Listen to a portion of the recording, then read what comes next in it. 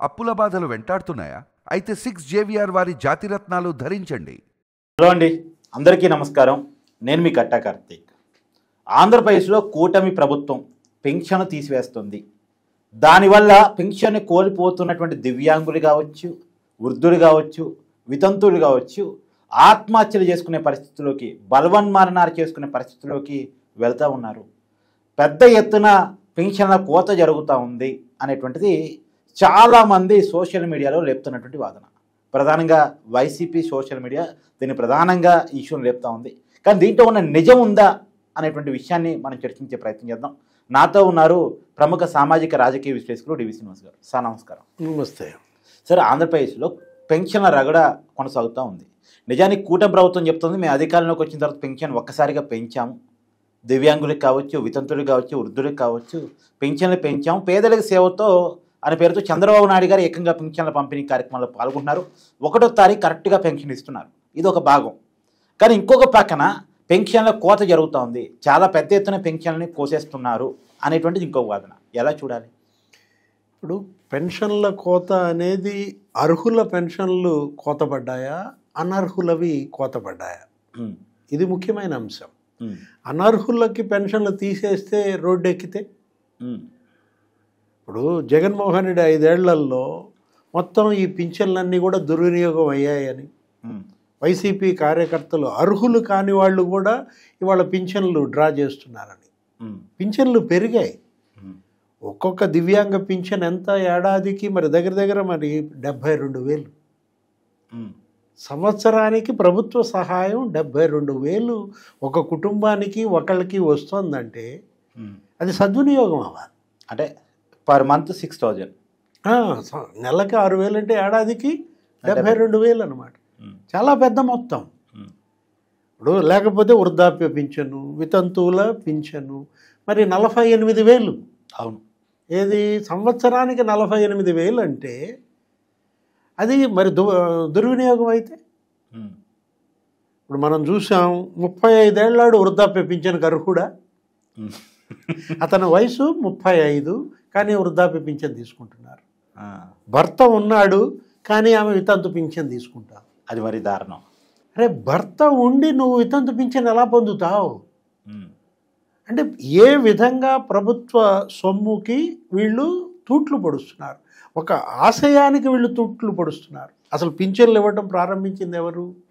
ఆంధ్రప్రదేశ్లో పింఛన్లకు శ్రీకారం చుట్టింది ఎన్టీ రామారావు. సామాజిక భద్రతా పింఛన్లని అప్పుడు నెలకి 30 రూపాయలు ఇచ్చేవాడు. దాన్ని చంద్రబాబు 75కు పెంచాడు. 30 నుంచి 75కు పెంచాడు. అప్పుడు ఉమ్మడి రాష్ట్ర సీఎంగా 9 ఏళ్లలో రాజశేఖర రెడ్డి ఏం చేశాడు? దాన్ని 200 రూపాయలు చేశాడు. అంటే రాజశేఖర రెడ్డి పెంచింది 125 రూపాయలే. ఆ తర్వాత మళ్ళీ చంద్రబాబు సీఎం అయిన తర్వాత, ఏది ఈ రాష్ట్ర విభజన తర్వాత, నీకు 200 రూపాయల పెన్షన్ 2,000 అయింది. 200 రూపాయల పెన్షన్ 1,000 రూపాయలు చేశాడు. 1,000 రూపాయల పెన్షన్ 2,000 కూడా చేశాడు ఆ 5 ఏళ్లలో. అంటే హ్యూజ్ ఇంక్రీజ్ అనమాట. ఎక్కడ 200, ఎక్కడ 2,000, 10 రెట్లు పెరిగింది కదా సార్. జగన్మోహన్ రెడ్డి ఏం చేశాడు? ఇంకో 1,000 పెంచుతా అన్నాడు. ఆయన 5 ఏళ్లలో 1,000 పెంచకుండా ఏం చేశాడు? సంవత్సరానికి 250 అంటూ పెంచుకుంటూ వెళ్ళాడు. మరి మొన్న చంద్రబాబు ముఖ్యమంత్రి అయిన తర్వాత వృద్ధాప్య పింఛన్ 4,000 అయిపోయింది. అవును. అసలు పింఛన్ ఆయనే ఇంటికి వచ్చి ఇస్తున్నాడు. ముఖ్యమంత్రే పేదవాడి ఇంటికి వచ్చి పింఛన్ ఇవ్వడము, ఆ ఇంటి పరిస్థితి చూడటం, వాళ్ళ తలరాతలు మార్చడం. ఉద్యోగం లేదంటే కొడుకు ఉద్యోగం వేపిస్తున్నారు, లేకపోతే ఏదైనా కొట్టు పెట్టుకుంటానంటే దుకాణం పెట్టుకోవటానికి వాళ్ళకి బీసీ కార్పొరేషన్, ఎస్సీ కార్పొరేషన్ నుంచి లోన్స్ ఇప్పిస్తున్నారు. ఇల్లు లేదంటే ఇల్లు కట్టిస్తున్నారు. 1వ తారీఖే మీరు అన్నట్టు ఇంట్రోలో చెప్పారు, 1వ తారీఖే పింఛన్ పడిపోతున్నాయి. ఆ రోజు ఆదివారం వచ్చిందనుకో, నీకు ముందు రోజు పడిపోతున్నాయి. ఒకప్పుడు గవర్నమెంట్ శాలరీ రేట్ ఉండేయంట, ఇప్పుడు అలా పింఛన్లు జరుగుతున్నాయి. 30వ తారీఖు ఇచ్చేస్తున్నారు. అవును. 31వ తారీఖు ఇచ్చేస్తున్నారు. ఇప్పుడు పింఛన్ల మీదే ఈ ప్రభుత్వం దగ్గర మరి 34,000 కోట్లు ఖర్చు పెడతారు. 64 లక్షల మందికి పింఛన్లు ఇస్తున్నారు. ఇప్పుడు దివ్యాంగుల పెన్షన్ ఇప్పుడు వీళ్ళు గొడవ చేస్తున్న ఇది, అది మరి 8 లక్షల మంది దానివల్ల బెనిఫిట్ పొందుతారు.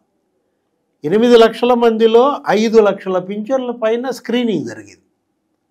ఏది అసలు వాళ్ళు అర్హులా కాదా అని తేలితే 1,00,000 మంది అనర్హులంట.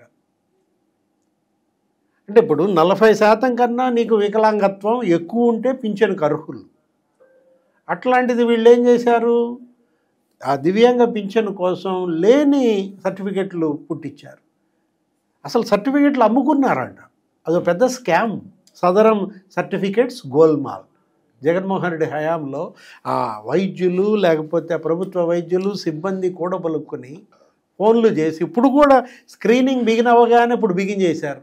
ఏంటి 36,000 మాకు లంచం ఇవ్వండి.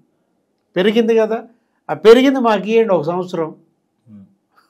అంటే మీకు జగన్మోహన్ రెడ్డి ఇచ్చింది 36,000, ఇప్పుడు అది 72,000 అయింది. పెరిగింది 1 సంవత్సరం మాకు ఇస్తే మీకు 90% ఇస్తాం హ్యాండిక్యాప్డ్నెస్.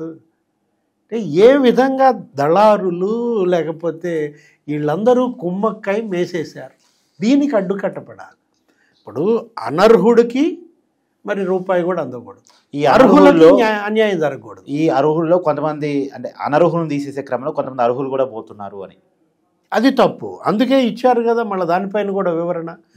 ఏమీ ఆందోళన పడాల్సిన పని లేదు. ఒక్క అర్హుడికి కూడా పింఛన్ తీసేసే ప్రసక్తి లేదు.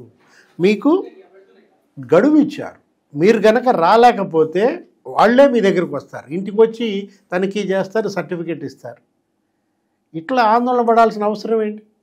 ఇప్పుడు పింఛన్ల గురించి మాట్లాడే నైతిక హక్కు మోసగాళ్ళకు లేదు. రోడ్డెక్కే హక్కు మోసగాళ్ళకు అసలే లేదనమాట.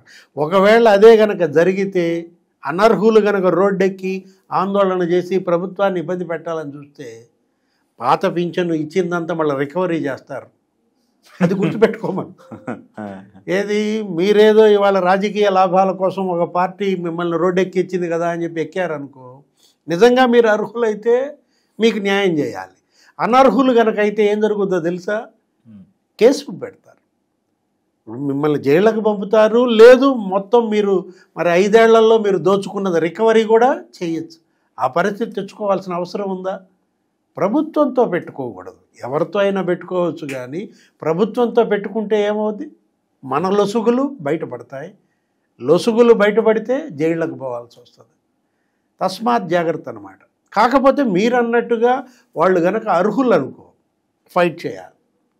ఏది అధికారులు కానీ లేకపోతే తెలుగుదేశం వాళ్ళు, జనసేన వాళ్ళు, బీజేపీ వాళ్ళు మీ మీద కచ్చబట్టి మీ పింఛన్ తీసేయించారు అనుకో, మీరు అర్హులు అనుకో, ఫైట్ చేయాలి. అంటే ఇక్కడ ఒక చిన్నపాటి విమర్శ కూడా వస్తుంది సార్. కొంతమంది వైసీపీ ట్రాప్లో ఉన్న అధికారులు వాళ్ళు కావాలనే ప్రభుత్వాన్ని బదనాం చేద్దామని కొంతమంది అర్హులను తీసేస్తున్నారు, వాళ్ళ పట్ల జాగ్రత్తగా ఉండాల్సిన అవసరం ప్రభుత్వానికి ఉంది అనేటువంటి విమర్శ కూడా ఉంది. దానికి మొన్న మంత్రి కూడా ఇచ్చారు స్టేట్మెంట్. ఏంటి, అసలు ఎవ్వరి పింఛను ఆపే ప్రసక్తే లేదు, మీకు పింఛను అందుతుంది. కాకపోతే మీరు కనుక అనర్హులు కనుక అయినట్టయితే ఆ డబ్బు మళ్ళీ రికవరీ చేస్తారు. మీ అర్హత రుజువు చేసుకోవాల్సిన బాధ్యత మీదే. మీరు వెళ్ళలేకపోతే అధికారులే మీ ఇంటికి వస్తారు. కాబట్టి ఇక్కడ ఒకటి ఏది, ముఖ్యమంత్రి చంద్రబాబు ఈ విషయంలో చాలా సీరియస్గా ఉన్నారు. నిన్న మొన్న కూడా టెలికాన్ఫరెన్స్ కూడా తీసుకున్నట్టున్నారు. దుష్ప్రచారం చేస్తున్నారు. అవును, వాళ్ళ వలలో మీరు పడద్దు. ఏది దివ్యాంగులైనా లేకపోతే ఈ పెన్షన్ లబ్ధిదారులైనా ఎవరైనా సరే వాళ్ళు ట్రాప్ విసురుతున్నారు, మీరు పడిపోవాలి అంటూ ఆయన అటు వాళ్ళ పార్టీ కార్యకర్తల్ని నాయకులను కూడా ఉద్దేశించి చేసిన టెలికాన్ఫరెన్స్ ఏది ఇవాళ ప్రజలకి నచ్చ చెప్పాలి. అర్హులైతే న్యాయం చేయాలి, అనర్హులైతే మరి తీసేయాలి.